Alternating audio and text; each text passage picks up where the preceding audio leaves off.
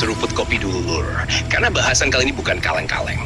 Ini soal posisi Indonesia yang pelan-pelan bisa digeser Filipina dalam program jet tempur KF-21 Boramae buatan Korea Selatan. Pertanyaannya sederhana tapi panas. Akankah Filipina justru menjadi pengguna KF-21 kedua, sementara Indonesia tertinggal? Menurut laporan media Korea Reportera tanggal 6 Januari 2026, seorang pejabat Korea Aerospace Industries atau KAI mengonfirmasi bahwa Filipina telah meminta opsi pengiriman KF-21 di rentang 2027 sampai 2029 jika akuisisi disetujui. Ini bukan wacana kosong. Permintaan itu terkait langsung dengan pengadaan tambahan FA-50PH oleh Angkatan Udara Filipina yang saat ini sedang berjalan. Artinya apa? Filipina tidak memulai dari nol. Mereka sudah masuk ekosistem Korea Selatan. FA-50, sistem pelatihan, logistik, suku cadang, filosofi operasi. Dan ini penting, karena jet tempur modern bukan cuma soal pesawat, tapi soal rantai dukungan. Masuk ke konteks besar, Filipina sekarang berada di fase Horizon 3, tahap paling serius dalam modernisasi militernya.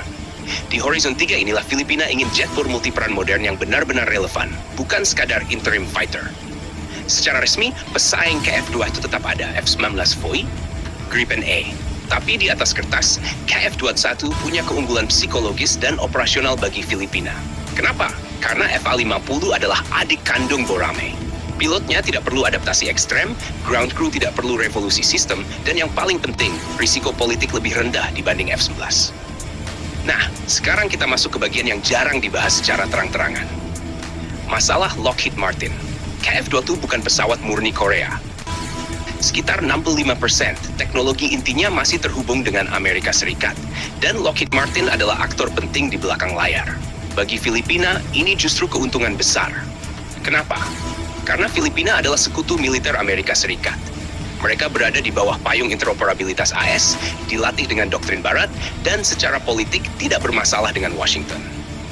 Artinya, jika Filipina masuk KF-21, izin teknologi relatif mulus, transfer sistem tidak alot, tidak ada drama geopolitik. Dan ini kontras dengan Indonesia. Indonesia adalah partner awal KF-21, bahkan ikut pendanaan dan pengembangan.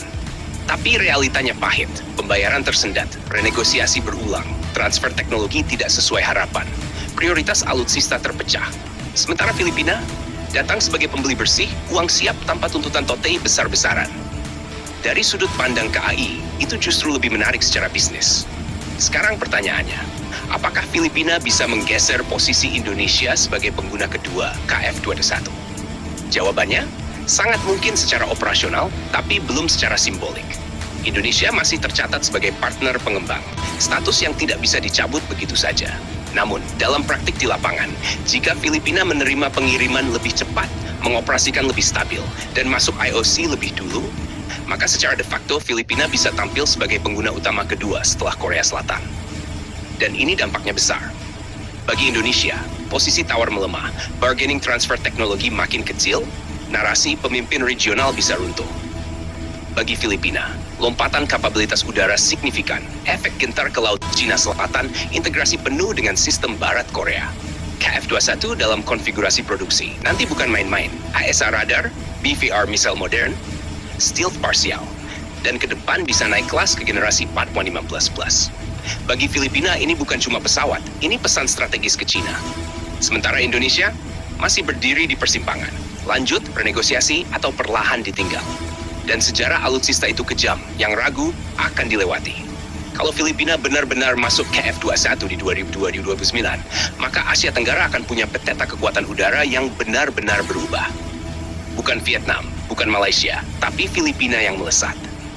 Pertanyaannya sekarang bukan lagi apakah Filipina mampu, tapi apakah Indonesia siap tertinggal. Kalau menurut kalian, KF-21 ini masih relevan buat Indonesia atau sudah waktunya realistis? Jangan lupa subscribe, like, dan komen di bawah sambil ngopi.